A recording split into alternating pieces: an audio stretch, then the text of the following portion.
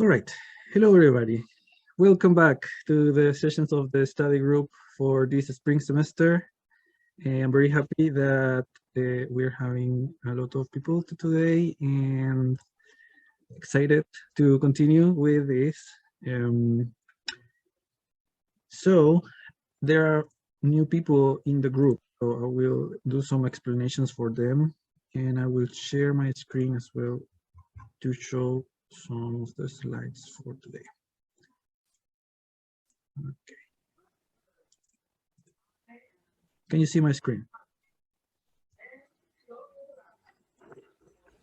Yes, we do. Okay. Yes. Right. So today we are going to start with some updates. We will spend extra time to do a check-in because we had all the winter break. So we are going to have some more time to say how we are and how were things during the break. We are going to spend a few minutes to explain how to use the Envision board for the people that haven't used those yet.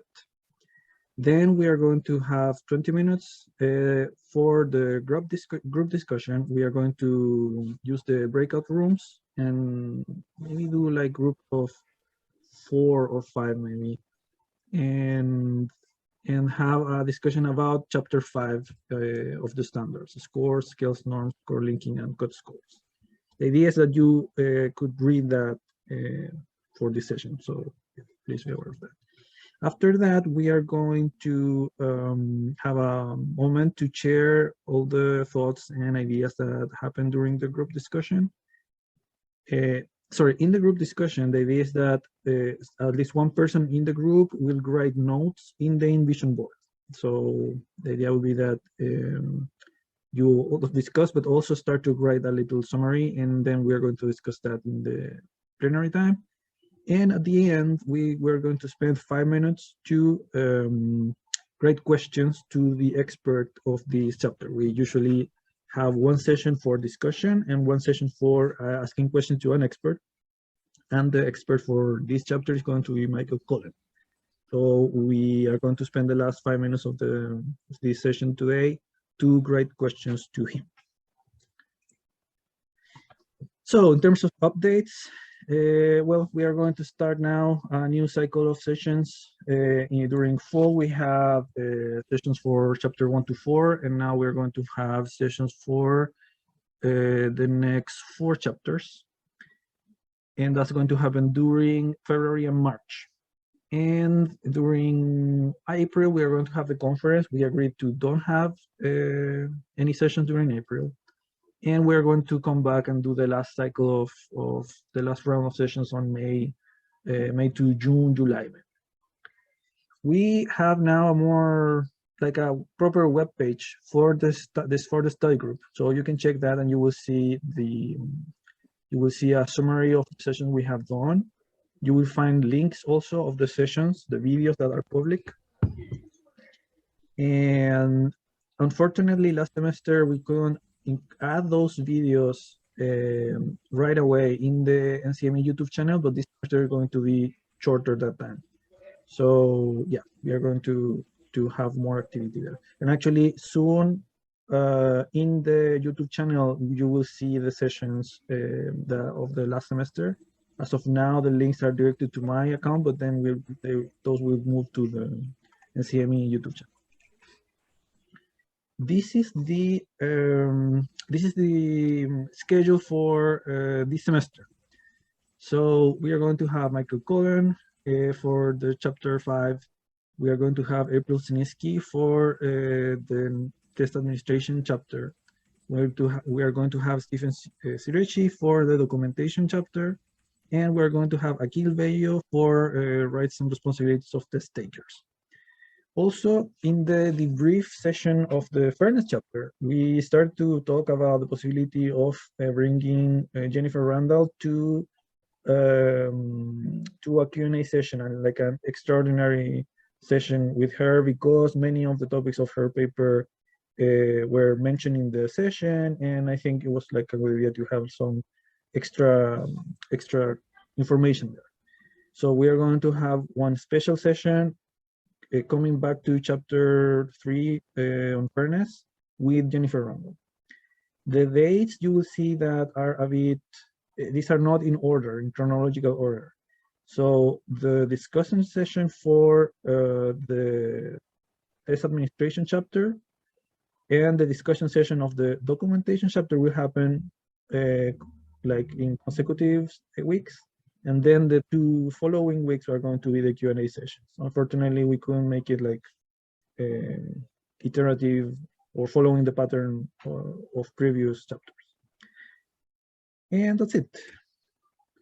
So now, we typically have a moment to speak and say how we are today. I think as to, I don't know, to break the ice, we can speak about how was your winter break and about the topic of the chapter today. And this is the question I put for the check-in. What is your experience with topic of the chapter, with scaling in particular, or any of the other topics in the chapter? So this time I will be recording. Also, I will enter into one of the rooms for the check-in because I think the video feels better when you see also the check-in. But I will enter in a way that I won't share my video and I just will be the cameraman.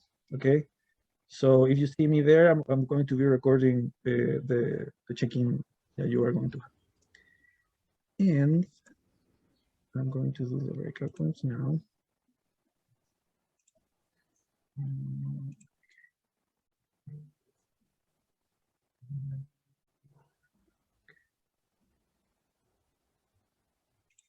All right, so I just invited you to the breakout rooms.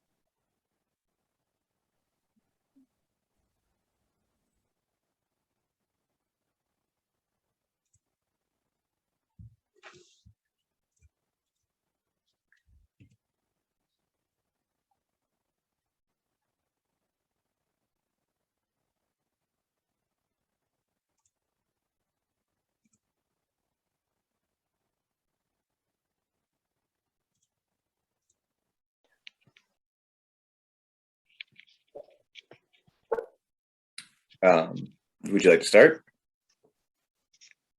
Well, let me introduce myself first. I'm Merve.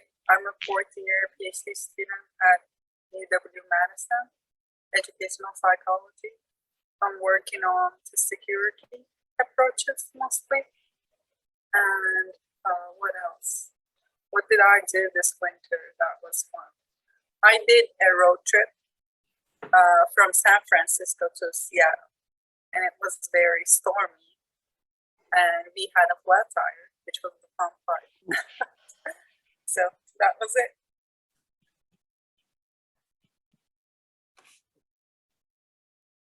All right, I'll go next. I'm Stephanie. I'm only in my second semester, excuse me, at Boise State. My winter break was fine. I got COVID though, so that kind of put a damper in things, but it was really snowy when I was stuck at home, so I built a snow cave, and that was kind of fun. That sounds great. Yeah. Other than that, I guess it was relaxing, so that's good. Are you feeling better after COVID now? Yeah. Well, it's kind of funny because I've been sick for the past 3 months or 2 months, and it's getting kind of annoying, but my COVID was not quite as bad as my other sicknesses. It's nice to be finally getting better though. Yeah, it's just past now, so. Yeah.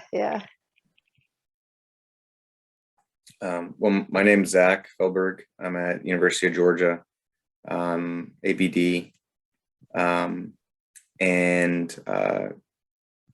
I had a good winter break. It was very chill. Everyone was getting COVID, so I didn't do much of anything. And yeah, I think, was that all the questions, or was I supposed to talk about? There's one more question. If you had any experience. I don't have it in front of me. I'm not sure. If you have any experience of The chapter. the topic, today, scaling in particular, maybe. Yeah, so I don't really have much with scaling, but my dissertation topic is standard setting for diagnostic measurement. We got the right person in the group. That's a lot of pressure, but okay. So yeah. I'm just kidding. I mean, I'm definitely interested in the conversation today. So, why do you say that? Have they started this discussion so far, or? Oh no, it's just like when we're gonna talk about the chapter, I'm sure like you have things to say.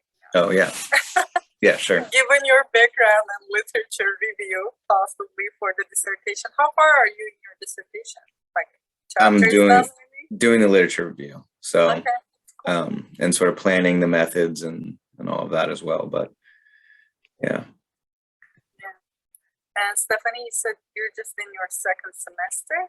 Yeah. So really just like coming here to trying to learn more about some of the concepts. Do you know what your focus will be?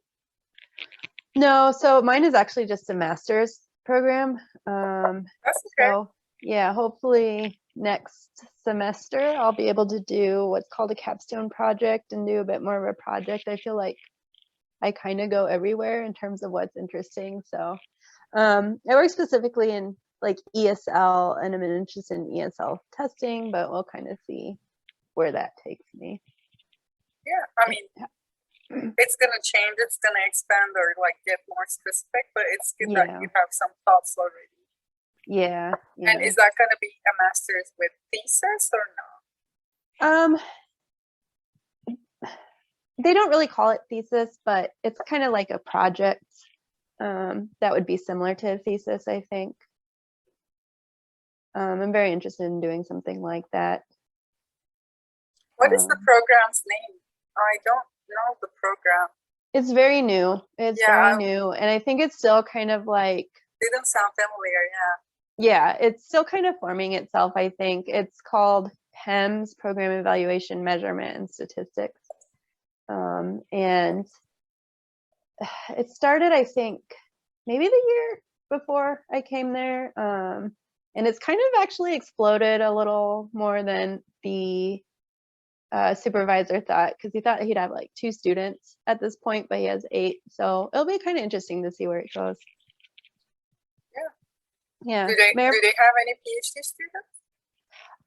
Not in this particular program, but they're thinking of making a PhD program in like maybe a year or 2. So it's something that's in the works as far as I understand. Cool. Good to know these programs. We're going to be in the market soon. Yeah. They might be up to searching some faculty members for their team. And where along are you? You said you're 4th year? Yeah, I'm in my 4th year. Hoping to graduate next May. So Nice. I will be in the job market this fall, starting with faculty positions probably. Then if that doesn't work because it's highly competitive, industry possibly. Yeah. What are you thinking, Zach? Industry as well. Actually, is probably my primary, but I'm not sure. I'm still keeping. I'll probably have another 6 months or a year, so I will be, trying to get on the application track this fall, I guess, or next fall. Yeah. Wow, we'll be in the pool together. Yeah. Possibly. Yeah. You need to check the web page in the NCME website with internships for this summer. There are many opportunities there. Yeah, have Right. you done any internships there? Myself, I did one last summer. Zach, did you? Yeah, I did at the Center for Assessment. Great. Because I think if you want to go to industry, you have to get an experience as an intern. Mm-hmm. Yeah. And it's different everywhere. What about you? I did 2 internships, one with AICPA. What was it? Accounting people. Right. And the other with MD, medical examiners. And Okay. I think the more you do, the better, because like you get more experience with working with different teams and how they think. and it was really helpful. I'm positively thinking about history because the teams, both teams, were great to work with.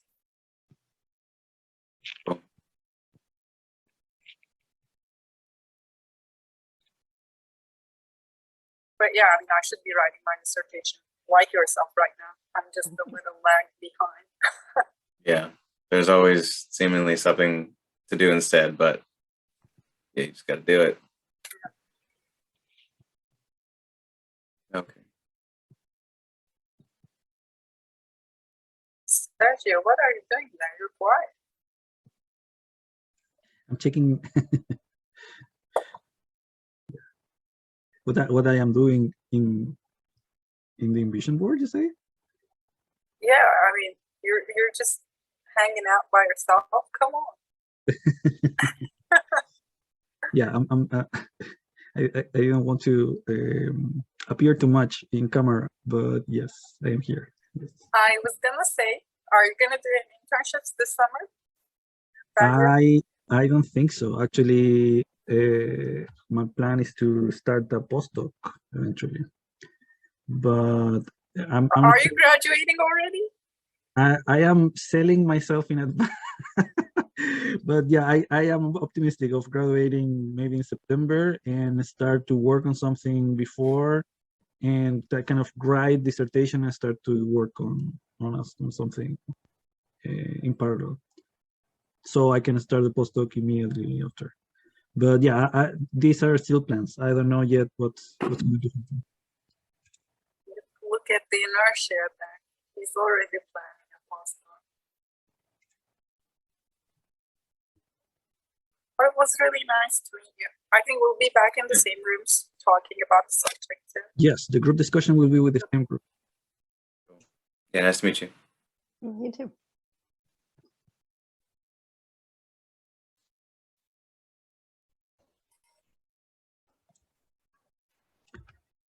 All right. So we are going to continue.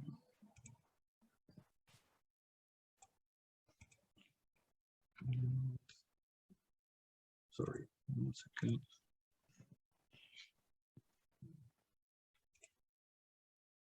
Sorry.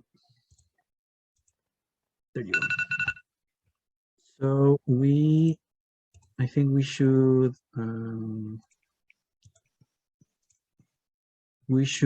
now spend some time to explain how to use the Envision boards. So I will show how to use that now.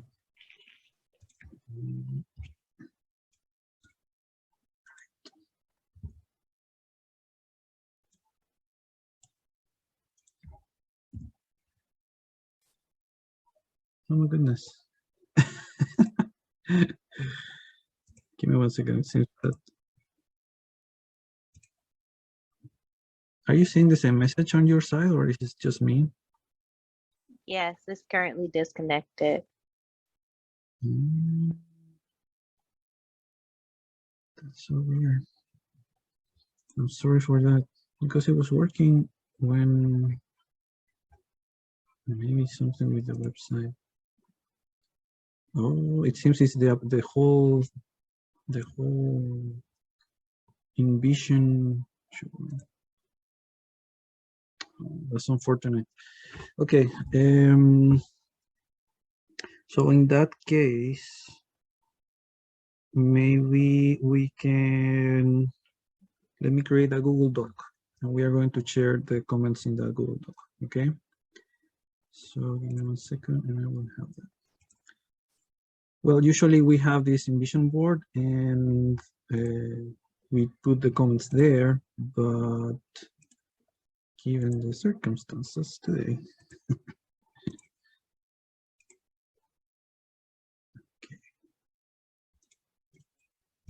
It's working on my side. really? Yes.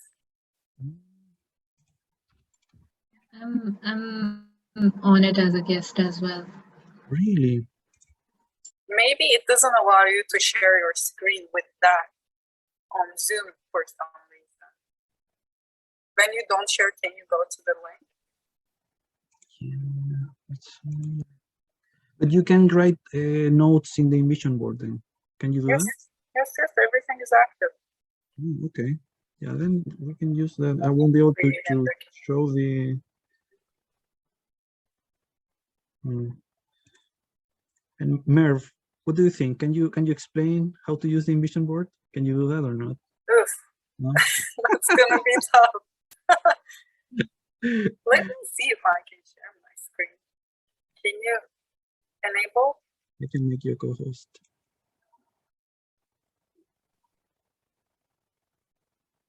Okay. Let's see. Do you see my screen, guys? Yes. Perfect. So what you can do here is there's some activity buttons here on the left.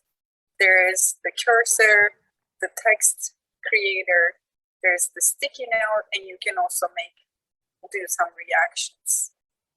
You can react to the stickers and little notes too.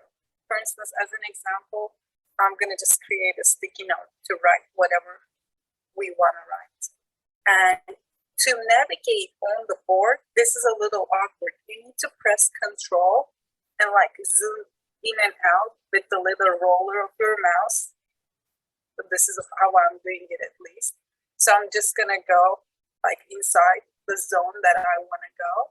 Then it's gonna put me closer and I can move upside or down.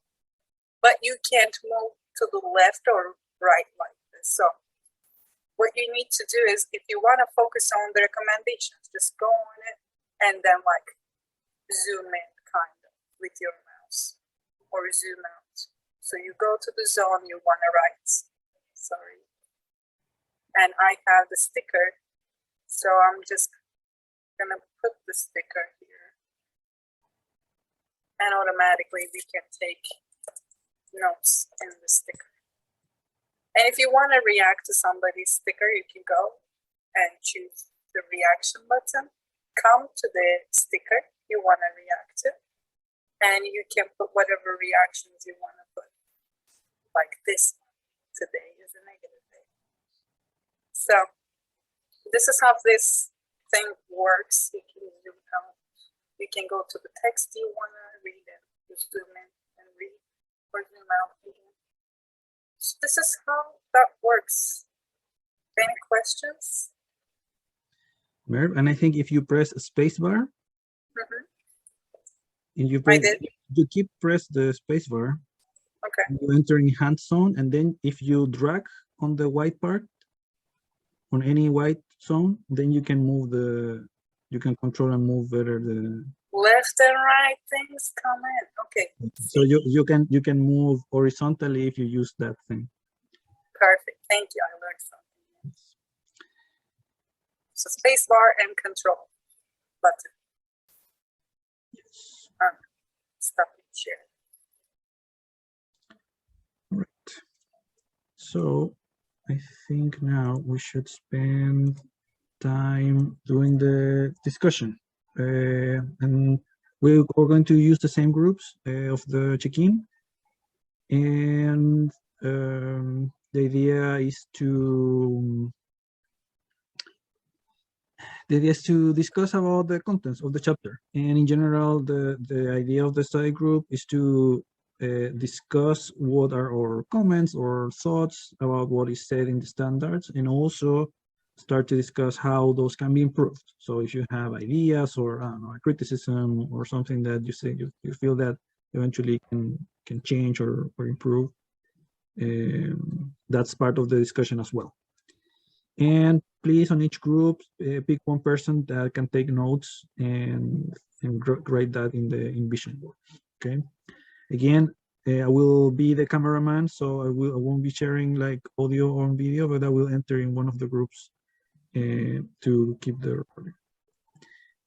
All right. So now we'll open the rooms again.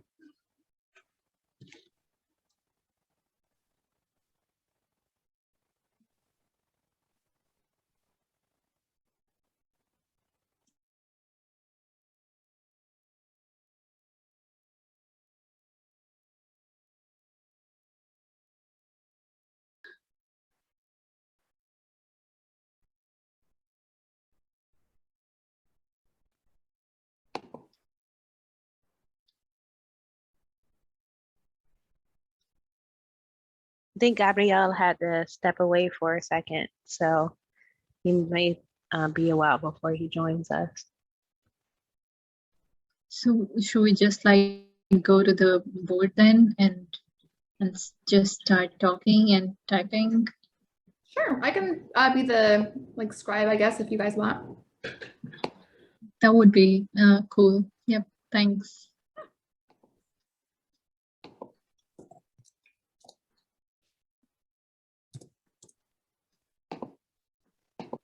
Okay, so where should we start with the discussion?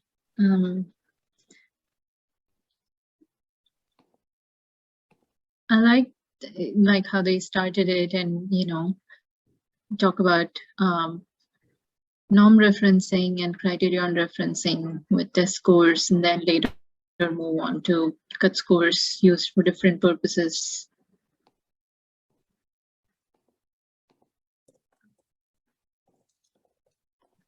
I personally have never really appreciated the term norm referenced.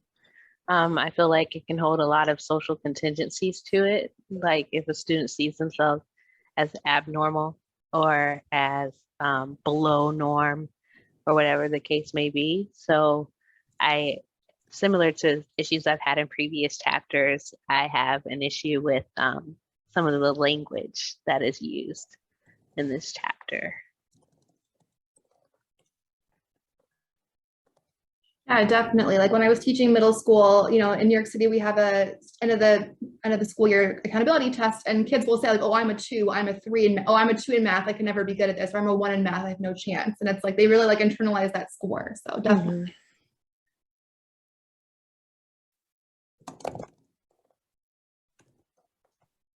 I have issues with how we treat criterion reference tests and we apply norm reference score reports to criterion reference tests when to me it doesn't serve a good educational purpose. It doesn't, in a lot of cases, the ranking of students doesn't serve an educational purpose. It doesn't assist in teaching. It doesn't assist the student in learning. So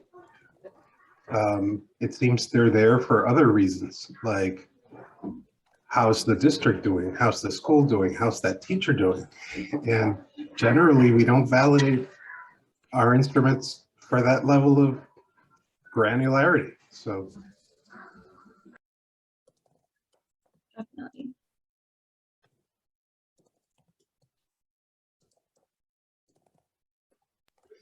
there's a line in the chapter that I had a problem with that spoke of how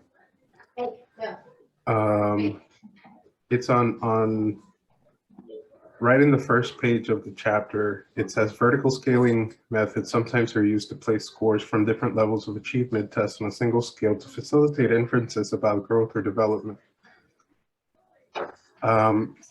Cerisi and Wells just did a paper showing all of the reasons why we should be careful with growth scores.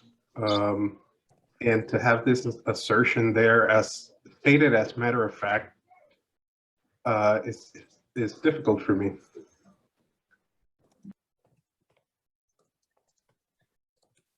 It's interesting that you bring that up because although I'm slightly unfamiliar with how they use it for development in the educational arena, I do think it's more important there because the way they mentioned it at several places is that you have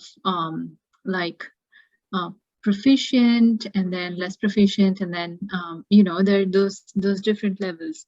And then if you take like an organization, for example, there's only one cut score. So it's top-down selection. The cut score is defined by how many members you want to select into the next round.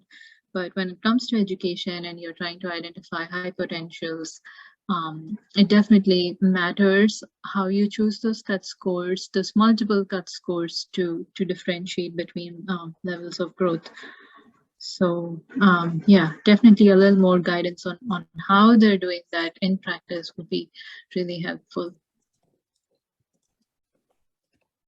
But it's just a general problem with growth models, and to me in general, like if you're thinking about students in terms of growth in comparison to whom, to what, in what context, unless you're following this student from K through 12 and you know all about their learning differences, the context by which they learn, so on and so forth, there's no way to truly equitably compare one student to another and then set a standard towards how you're actually going to interpret a score in comparison to another score.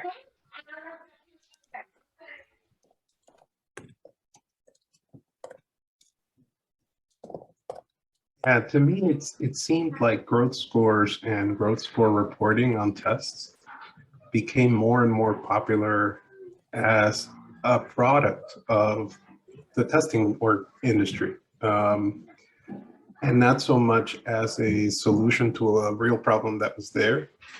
It was a way to capitalize on all this data that we have for all these students. And there can be some analysis done on that data that can be useful. But the current implementation of growth scores in places like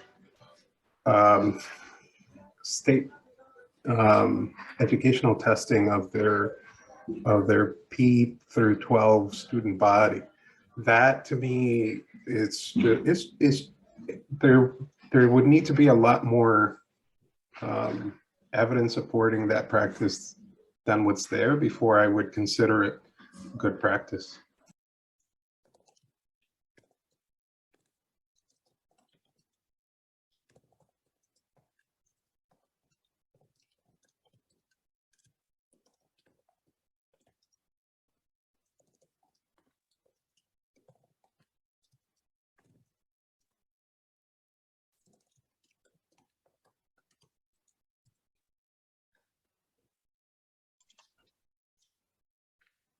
So again, I'm like slightly unfamiliar with the educational area, but how much is of what is said in the chapter like being followed? Like, you know, you have diverse populations and then you have multiple dimensions on which students are tested. How far is that going in practice? It depends on the situation, unfortunately, and also depends state to state and even content exam to content exam. Like some states have really strong ELA testing or like, you know, English testing basically, and some have poor math or science testing, or, you know, there's all different kind of permutations because every state's a little different. And what makes it a little bit of a more high stakes issue is that legislation around the SSA now looks at growth scores in school testing. So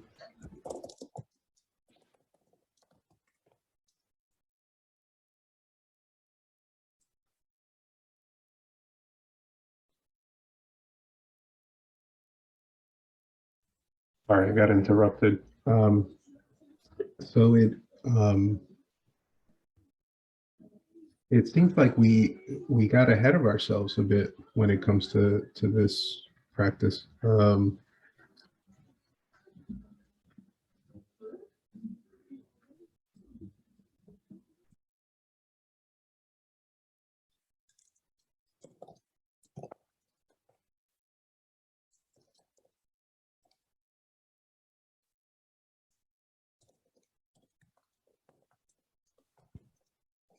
It looks like there were a lot of comments on the cut scores section. Would we like to transition into looking at some of those comments and maybe adding our 2 cents to them? Sure.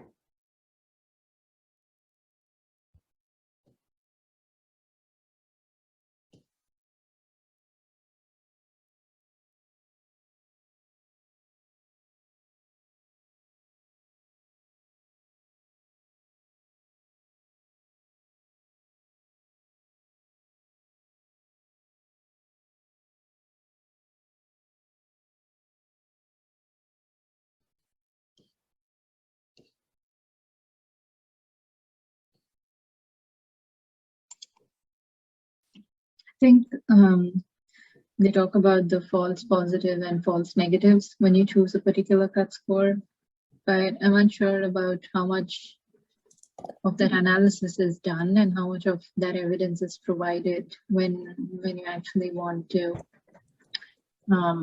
use the cut score for a particular purpose and particular interpretation of scores.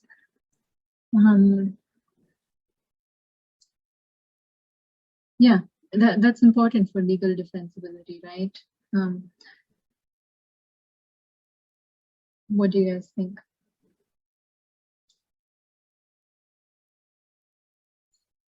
I think part of what also makes it more complicated is the stakes of the exam. Like if it's something really, really big, like, I mean, not so much this school year, but in the past, we've used the SAT or ACT to determine, in some cases, whether you get in or don't get into a college program on the undergraduate level. And so if there's these certain, issues that are going into these cut scores, I mean, SAT is not really a cut score exam per se. The university on their own set that kind of like their benchmark or cut score there. But depending on how these scores are being calculated, and it's like only a difference of a couple of points, and that can mean the difference between getting into your dream school or not, and that changes your whole life, like that's pretty problematic. Versus like if this is more of a practice test or something like that, even though it might be a standardized exam, it's not as, it's not as serious high stakes, so it doesn't have to be as rigorously examined or explored. So it kind of depends on the stakes, I think, a little bit.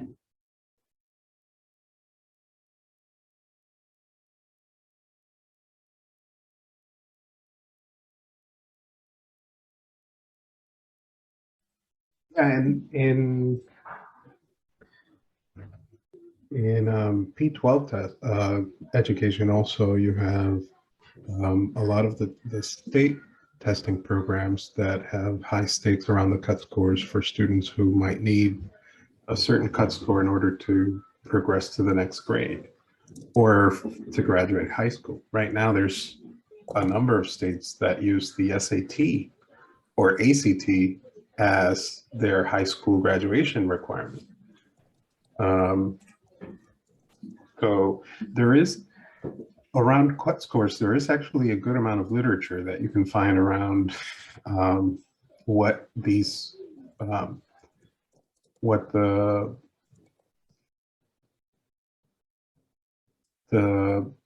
probabilities are for students to fall in that type 1, type 2 error rate. But on a state by state level, that varies a ton.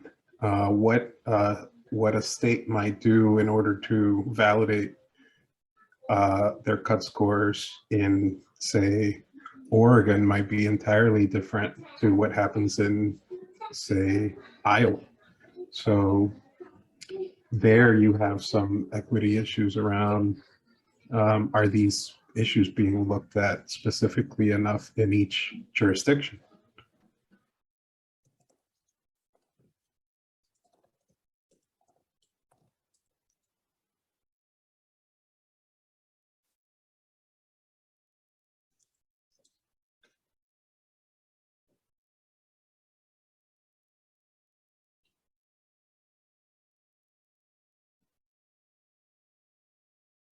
I will break my own rule and I will add 2 comments.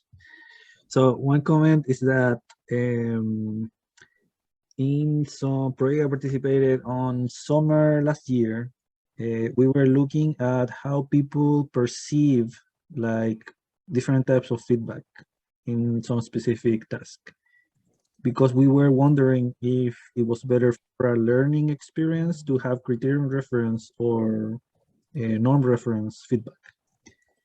And from a learning perspective, there is more evidence pointing that norm reference is a bad idea, because that's a comparison with others, and that basically externalizes the motivation.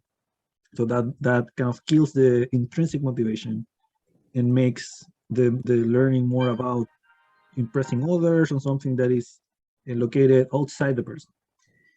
However, there were a lot of people that were used to the competition, and actually they wanted to know how they were related or positioned compared to others. And it was tricky because if you want to be mindful with the student. Eventually, the student will want to see that information, but also you have the more ethical question in your hands that even if the student wants it, should I provide that information or not? And that's a tricky thing. And I don't have an answer to that. I don't know, because there are two conflicting values there on respecting what the student wants or to do what's best for him, her.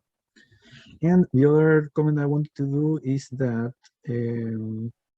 yeah, I am always surprised how in the States, there are many states, so obviously there is diversity in terms of the use and even the arguments that you can do in favor of the use of a cut score or I don't know, many things related with test.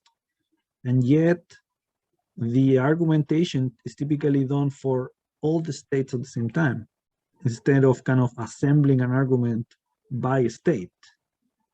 That part I don't understand why that happened, because the spirit of the United States, I mean, it is meant to be like to accept diversity and to have the ability to see things locally, but for some reason in testing we don't do that. And there is a very nice paper from one author called Abby, that she's a sociologist, kind of sociologist, that she made an analysis of PISA actually. He studied how the argumentation about PISA in developing countries should be very different to a developed country, type of question, etc. And I think that the same situation happened with cut scores. The stakes can be different, the assumptions can be different. There are many nuances that needs to be checked in a more situated way, in my opinion. But yeah, for some reason, I don't know why that doesn't happen too often.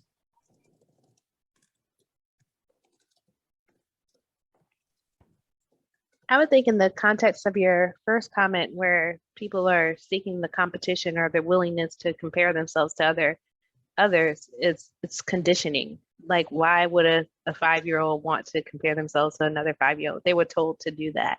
If they were never introduced to that idea of comparing one student to another, then, you know, the idea wouldn't exist for them, say when that 5-year-old, you know, is 10 or 11 and is in 5th grade. Then they're no longer conditioned to look for that comparison. So I would be interested in like looking at the specificity of, you know, who are these students that wanted to compare themselves to other, and what's at the root of why they even seek that type of approval or that type of consolidation or whatever the case may be. And Kimberly, along those lines, I really don't think that we develop tests or assessments with the idea of this is what the student wants in mind. I've never been part of a test development that began with, well, what does the student want? It's always what the client wants. And the client is usually the school department, the state Department of Education, or whatever other organization. And they really want those norm reference things so that they can point out to how well they're doing compared to others. That for your second comment though, just to bring a little perspective, a lot of the disconnects that happen between the state and federal level here have to do with the fact that education in the US is not guaranteed at the federal level. It is only guaranteed at the state level. And in the Constitution of the US, there is nothing, no mention of a federal right to education. The right to education that we find for students in the US are in the state constitutions. So there's a lot that happens in how we set up our educational system in the country that has a lot of impacts on still how we do things today. I didn't know that. That's interesting.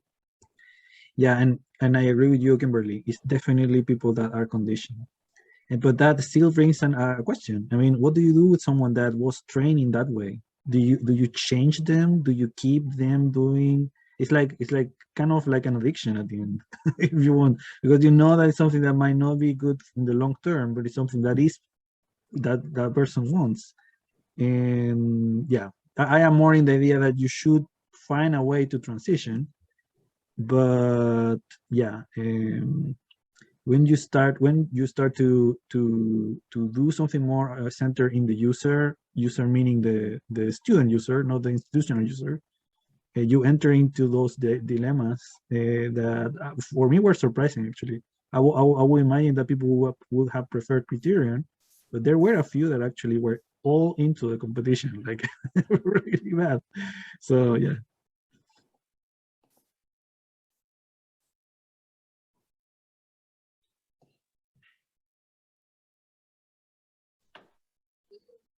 Any final comments anyone wants to make about the chapter overall? Last comment for me would be that if we start taking the students' desires into effect when it comes to education, I think we're missing the bit of what education really is. I mean, if I let my daughter pick her lunch every day, it would be pretty lacking in nutrition, but she would love it. So that may sound top down, but at some point there's a reason we're studying this stuff and we should, right? I mean, anyways, just my thought.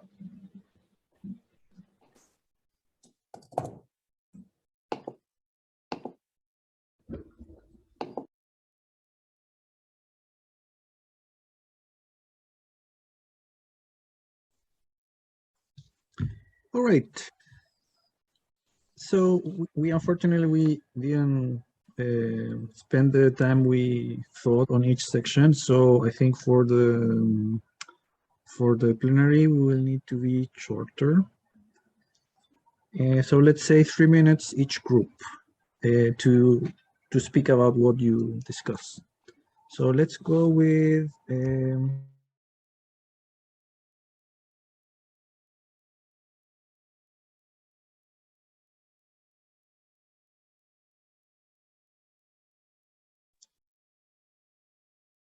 You're muted, Sergio. We can't hear you. Sorry, I was talking all this time and. We lost you at let's go with. Okay, sorry. I was saying that we don't have too much time now, so I think maybe if we can have 3 minutes to do the plenary time and have a summary of each group.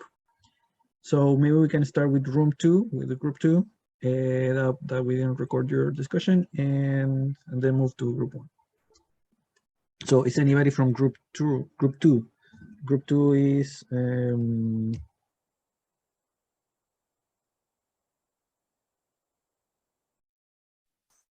muted again. You're muted again. I'm guessing you want someone to talk about group 2? We can go Yeah, ahead. like a summary. That's so Merv, do you weird. want to go or muting sure? myself? You can go, Zach. Okay. So we sort of focused just on the cut score section. But we got in, I think, a deep conversation about that and didn't get too much past it. But in the cut score section of the text, it talks about that in some tests, the cut score is necessary or critical. But sometimes I think that might not necessarily true. Right. So there are some times where we're setting cut scores and making these distinctions between students, but kind of I think questioning that is always necessary and always productive, particularly.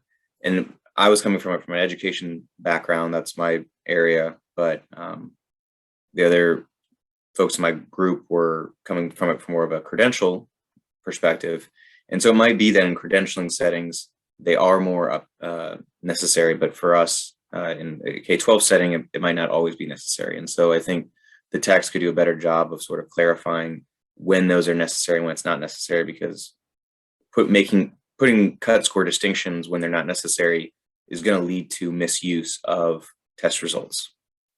And we also talked about just, how you update the test scores, because in education example, people are getting better and better every year. We're teaching better, they're learning more, whatever. They're more prepared for the test. well, how do we update test scores or update cut scores? How frequently should that happen? And examining the impact of that. So, yeah, and just the link between proficiency and cut scores for different contexts. Like Zach was talking about, in some schools, for instance, they're using cut scores for remedial purposes, or like putting individuals into interventions like honor classes or like remedial classes. So how does that translate from one school to the other, from one state to the other? Like how general those cut scores are, and how universally they are used in the same way.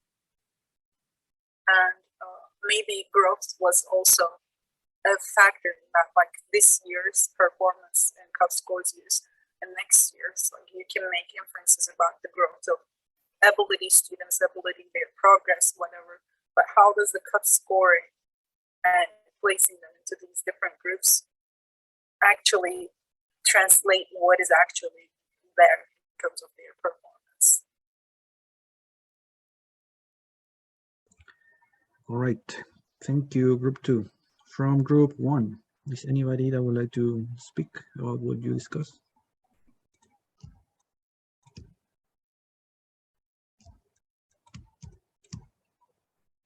Sure, I can go. So we had kind of a similar discussion. We talked a lot about where cut scores are coming from, or multiple cut scores are coming from, and that the language in the text isn't super specific about how to create these, and if you're doing multiple, how to sort of create those, or what do you do, and maybe some more information is needed there.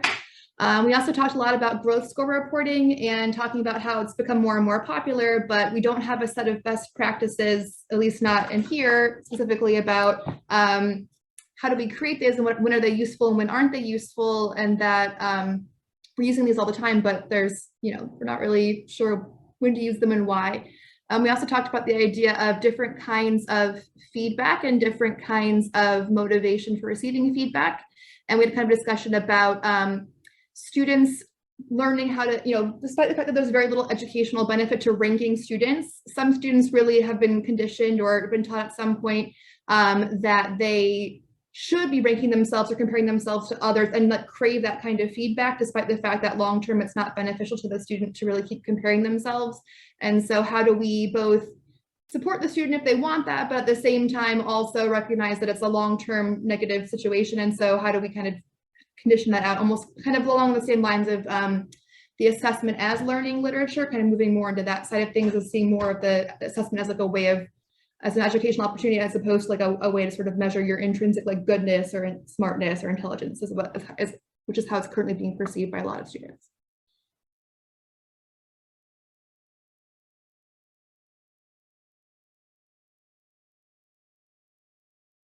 Somebody else from group 1 wants to add something?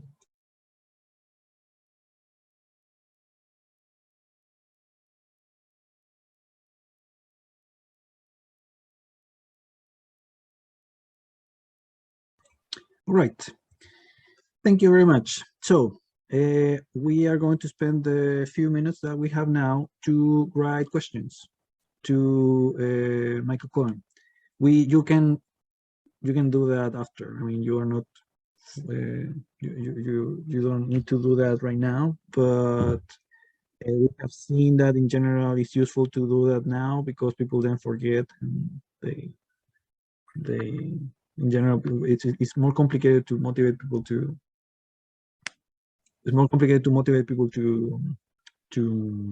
write the questions. So please go to the Envision board, into the box that is meant to put question there. Actually, I put one question already. Maybe I can show you in the screen if you want.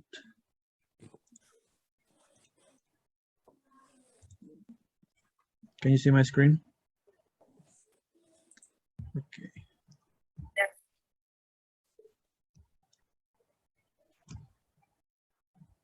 So that is that in this box you can add sticky notes and write your questions here.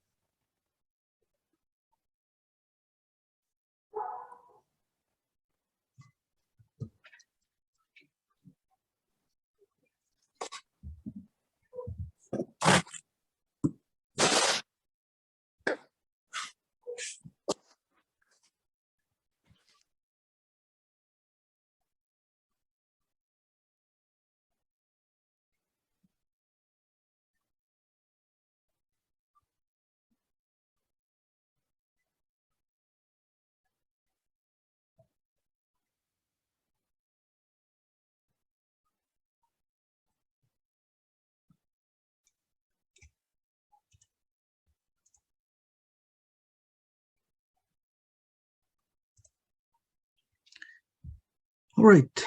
So, well, I mean, if you want to keep writing questions there, you're free to do that. We typically agree with the expert to share questions 1 week in advance around, so it is to have some questions for tomorrow before noon to share those questions with Professor Colin in advance. That's it. Thank you very much for participating today. I hope you had a good time. And see you next week. We are going to have the session with Professor Colin again on Tuesday at 3 p.m. East time. That's it. Thank you. Thank you all. Bye. Thank you. Bye. Thank you very much. Bye. Have a good day, everyone.